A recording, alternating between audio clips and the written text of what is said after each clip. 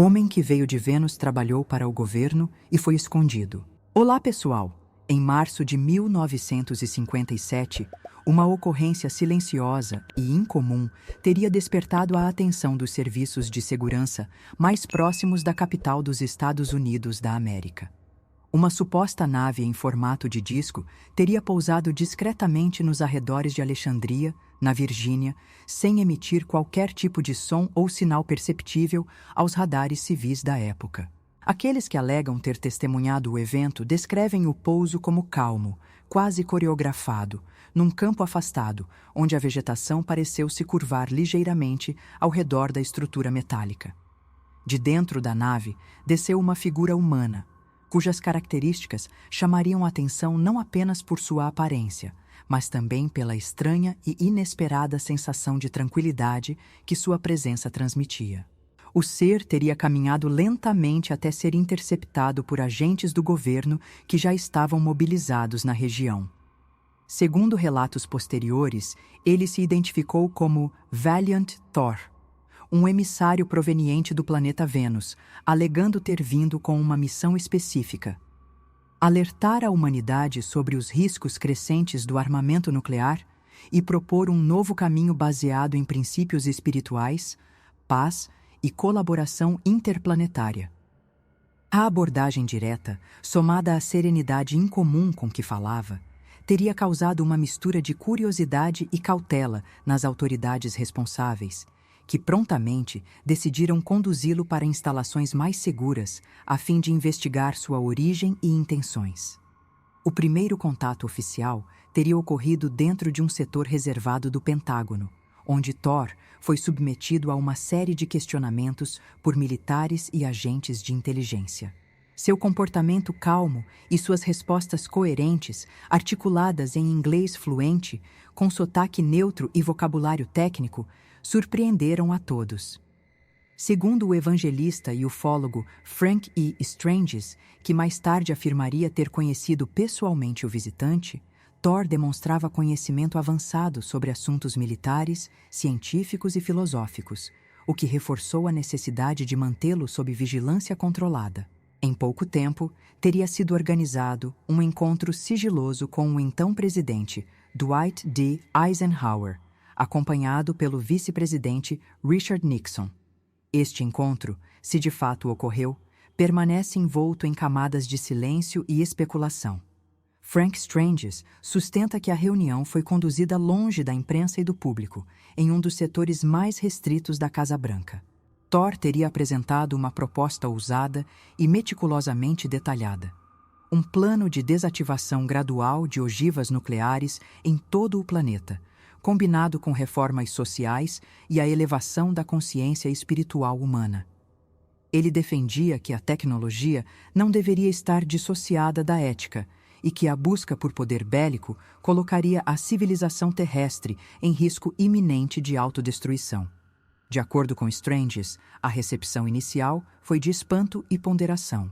O governo dos Estados Unidos da América teria reconhecido a profundidade das ideias apresentadas por Thor, mas também teria identificado nelas um potencial de ruptura com os interesses estratégicos e industriais da época. O clima da Guerra Fria tornava praticamente impensável qualquer iniciativa que envolvesse o desarmamento nuclear. Além disso, havia um temor real de que o público não estivesse preparado para lidar com a existência confirmada de vida extraterrestre, ainda mais quando associada a propostas tão transformadoras. Durante o tempo em que permaneceu nos Estados Unidos da América, Thor teria sido acomodado em instalações subterrâneas de alta segurança, protegidas contra vazamentos de informação e acessos não autorizados. Relatos indicam que ele ocupava uma ala isolada, onde se reunia com frequência com cientistas, líderes religiosos e militares de alto escalão. Esses encontros teriam sido registrados em documentos internos, todos posteriormente classificados como confidenciais ou destruídos sob ordens diretas das agências de inteligência envolvidas. As descrições sobre Valiant Thor chamam a atenção pela consistência. Tinha cerca de 1,90 m de altura, porte atlético, cabelos castanho escuros bem alinhados, olhos claros de expressão profunda e pele suave, quase sem poros aparentes.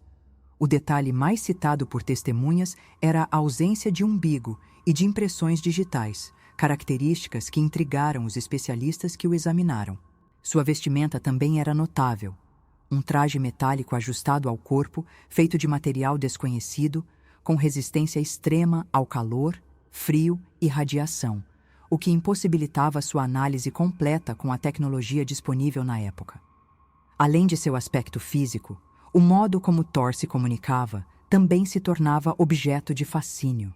Apesar de falar diversas línguas humanas, incluindo francês, alemão e russo, ele era capaz de transmitir ideias complexas por meio de telepatia, especialmente em momentos de tensão, quando desejava evitar mal-entendidos.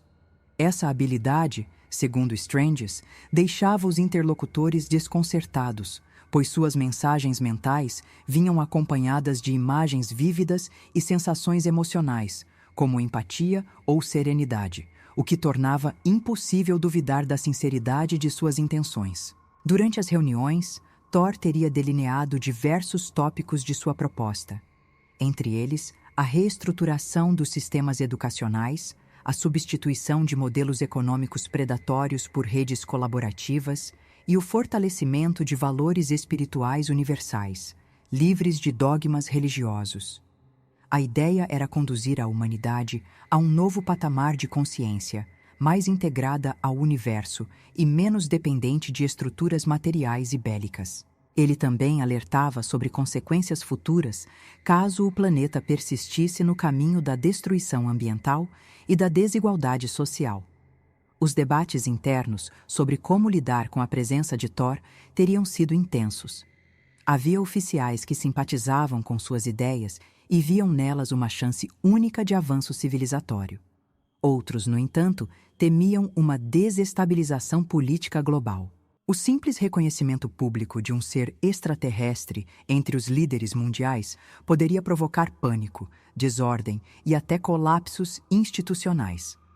Além disso, corporações ligadas à indústria armamentista e energética pressionavam para que qualquer mudança fosse descartada. Com o passar dos meses, a postura do governo teria se tornado mais cautelosa. Reuniões foram sendo limitadas, as comunicações monitoradas com maior rigidez e as propostas progressivamente ignoradas. Ainda assim, Thor permaneceu na base, mantendo sua compostura e cordialidade. De acordo com Stranges, ele jamais demonstrou frustração ou raiva. Apenas insistia, com voz calma, que sua missão era observar e aconselhar, nunca impor. Essa serenidade, aliada à ausência de qualquer atitude hostil, fazia com que até os mais céticos se perguntassem sobre a veracidade de sua origem. Testes realizados com equipamentos médicos não teriam conseguido identificar patologias, sinais de envelhecimento ou alterações celulares em Thor. O que intrigava os cientistas era o equilíbrio perfeito de suas funções biológicas, algo que nenhum humano apresentava.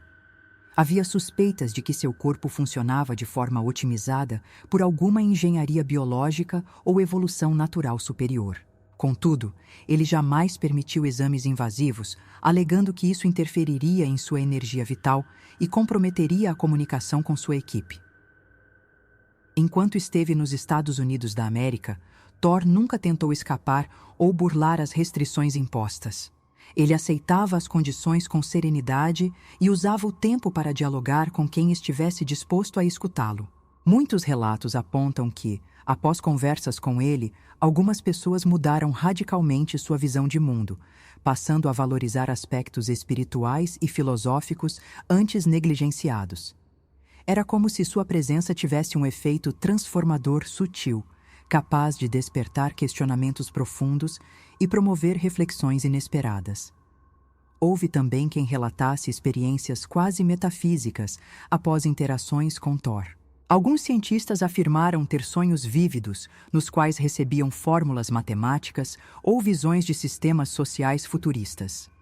Esses relatos, embora não documentados oficialmente, circularam em círculos restritos do meio acadêmico e militar. Nunca se soube ao certo se essas experiências eram fruto de sugestão, coincidência ou algum tipo de indução psíquica operada por ele de maneira deliberada ou inconsciente. Após cerca de 3 anos em território americano, Valiant Thor teria anunciado que sua missão estava encerrada naquele momento. Reuniu seus pertences, comunicou às autoridades que retornaria à sua nave e partiu. Porém, antes de deixar o planeta, teria afirmado que continuaria observando a humanidade à distância e que interviria, de forma sutil, sempre que os riscos globais ultrapassassem determinados limites. Segundo Stranges, Thor também deixou para trás alguns membros de sua equipe, que permaneceriam na Terra como observadores discretos, atuando silenciosamente em locais estratégicos como centros de pesquisa espiritual, governos e instalações científicas. Esses seres, semelhantes a ele, seriam indistinguíveis dos humanos comuns, exceto por sua aparência impecável e conhecimento avançado. Os relatos sobre esses supostos colaboradores deixados por Valiant Thor na Terra continuaram a surgir ao longo das décadas seguintes, sempre acompanhados por detalhes que desafiavam explicações convencionais. Em centros de pesquisa avançada, surgiam rumores sobre cientistas cujas descobertas pareciam ultrapassar os limites da lógica humana. Em algumas reuniões diplomáticas, eram citadas figuras com um comportamento excessivamente ponderado, que evitavam exposição midiática e demonstravam um conhecimento surpreendente de temas interdisciplinares. Essas pessoas, segundo alguns ufólogos, seriam os tais enviados venusianos, operando sob identidades falsas, mas com um objetivo comum: observar, aconselhar discretamente e proteger certos avanços da humanidade de caminhos destrutivos. Frank E. Stranges continuou divulgando sua experiência com Thor até o fim de sua vida. Em suas palestras, apresentava imagens antigas, incluindo uma que afirmava mostrar Thor ao lado de altos oficiais do governo dentro do Pentágono. Uma dessas imagens, segundo ele, trazia o capitão Don Thor, também integrante da suposta equipe de Valiant, vestindo o uniforme militar completo, com insígnias condizentes com patentes reais da Força Aérea dos Estados Unidos da América. Embora a autenticidade dessas imagens seja constantemente questionada, o fato de terem circulado por décadas sem desmentidos oficiais definitivos alimenta ainda mais as dúvidas e especulações. Durante o período em que esteve nos Estados Unidos da América, Thor teria demonstrado um domínio absoluto sobre temas técnicos e espirituais, mas sempre com uma linguagem acessível, como se compreendesse perfeitamente os limites emocionais e intelectuais da espécie humana. Ao ser questionado sobre sua origem, ele evitava descrições detalhadas do planeta Vênus, como o conhecemos pela astronomia, alegando que sua civilização existia em uma dimensão paralela, imperceptível às ferramentas terrestres, mas plenamente real e funcional dentro de padrões energéticos ainda desconhecidos pela ciência tradicional. Para ele, a existência não era apenas física, mas também vibracional e interdimensional. Essa explicação, por mais enigmática que pareça, encontra eco em algumas teorias físicas contemporâneas, como a hipótese das supercordas e dos universos paralelos, que consideram a possibilidade de realidades coexistentes em diferentes frequências vibracionais. Ainda que essas teorias estejam longe de comprovações empíricas definitivas, elas ajudam a contextualizar a alegação de Thor sobre Vênus ser habitado por seres em outra faixa de percepção.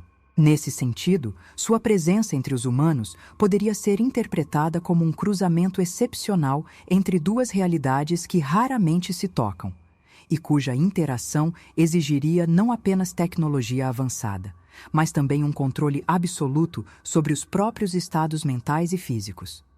Apesar do mistério que envolvia sua origem, uma das questões mais debatidas dizia respeito à aparência física de Valiant Thor. Sua forma era tão humana e esteticamente perfeita que gerava desconfiança até entre aqueles mais inclinados a acreditar em sua história. A ausência de traços típicos de envelhecimento, o alinhamento simétrico do rosto, a textura anormalmente lisa da pele e o comportamento quase impecável levantavam a possibilidade de que sua forma externa fosse uma simulação, uma construção artificial desenvolvida para facilitar a interação com os humanos. De acordo com Stranges, essa era uma teoria válida, e Thor jamais a desmentiu. Pelo contrário, teria confirmado com naturalidade que sua verdadeira aparência era incompatível com a biologia terrestre e que, por essa razão, utilizava uma tecnologia capaz de adaptar seu corpo a uma forma humana idealizada. Essa tecnologia, segundo os que acreditam em sua existência, funcionaria de maneira semelhante a um campo holográfico de altíssima densidade, que não apenas projetaria, mas literalmente moldaria a matéria em torno de um núcleo energético original, permitindo que o visitante se integrasse ao ambiente sem causar rejeição física ou emocional nos seres humanos ao seu redor. Tal capacidade de transformação, caso comprovada, representaria um salto tão gigantesco no entendimento científico atual que exigiria uma completa revisão de tudo o que sabemos sobre física, biologia e identidade pessoal. Mas para Thor e sua equipe, isso parecia trivial, como se pertencessem a uma civilização que já havia superado há milênios as limitações do corpo e da matéria. A história de Valiant Thor, com todos os seus mistérios, contradições e silêncios, permanece até hoje como um dos relatos mais enigmáticos da era moderna. Para uns, é apenas uma fábula sofisticada, construída para explorar o fascínio humano pelo desconhecido. Para outros, é a lembrança esquecida de um momento em que a humanidade esteve prestes a fazer contato com uma consciência superior, mas preferiu preservar suas estruturas de poder. O que se sabe, com certeza, é que o nome de Thor não desapareceu. Continua circulando entre arquivos, debates e investigações. E talvez, se ele de fato ainda caminha entre nós, em alguma forma imperceptível, siga aguardando silenciosamente o momento certo para tentar mais uma vez oferecer à humanidade uma escolha diferente.